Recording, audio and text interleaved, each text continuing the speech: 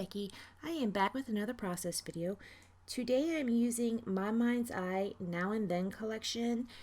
I am not sure if I used a sketch on this page or not. I did not show it, but it does appear to be something that I would not have come up with on my own. So I'm assuming there's a sketch, and unfortunately I did not document it, so I apologize for that. So I'm going to go ahead and start working on my base right here. It's kind of blocky. There's several blocks and or strips that go across the page horizontally and vertically. I do ink all the edges in the Tim Holtz Distressed Ink in Walnut. I do not show that, but that is what I do.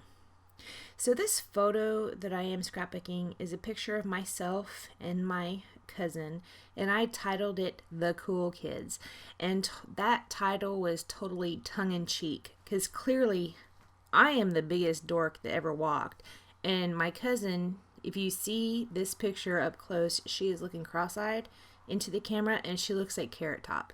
So this was totally a tongue-in-cheek title.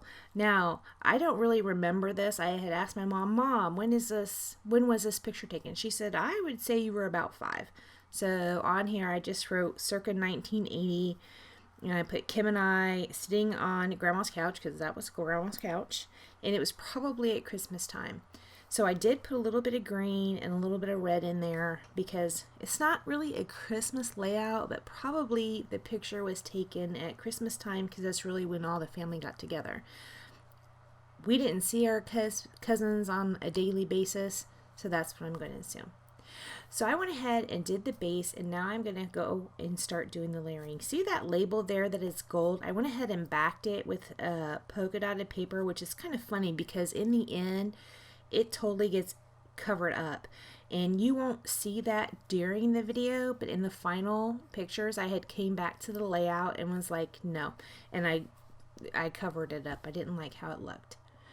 So I went ahead and in this collection there was a page that had a whole bunch of frames, so I just sat and fussy cut out all these frames one day, and I inked the edges with that walnut stain, and that is what is layered behind that couch. I do layer some of those frames around the page later as well.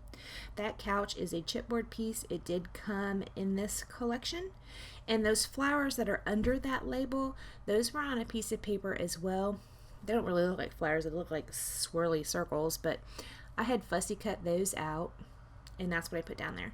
Now these stickers I'm going to use, they are a glittery green, which ties in the whole Christmas thing, and I just wrote cool in those letters, and I don't know what the font is. I'm pretty sure they're stickers. I got them in a D-stash and they did not come in a package, so all I know is they're glittery and green.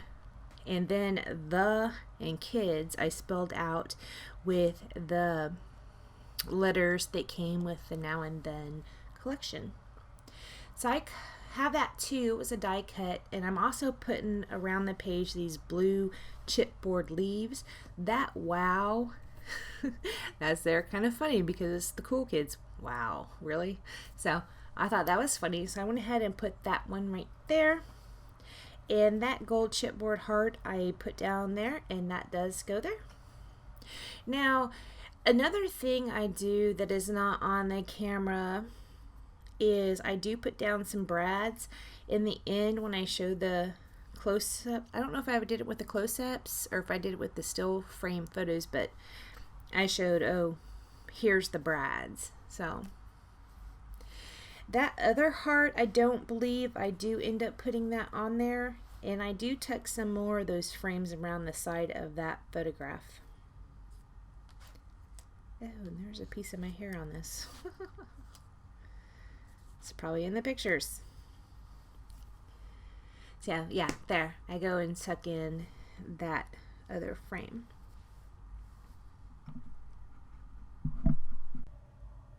As you have probably noticed by now, I love fussy cutting out of the papers and utilizing those as embellishments.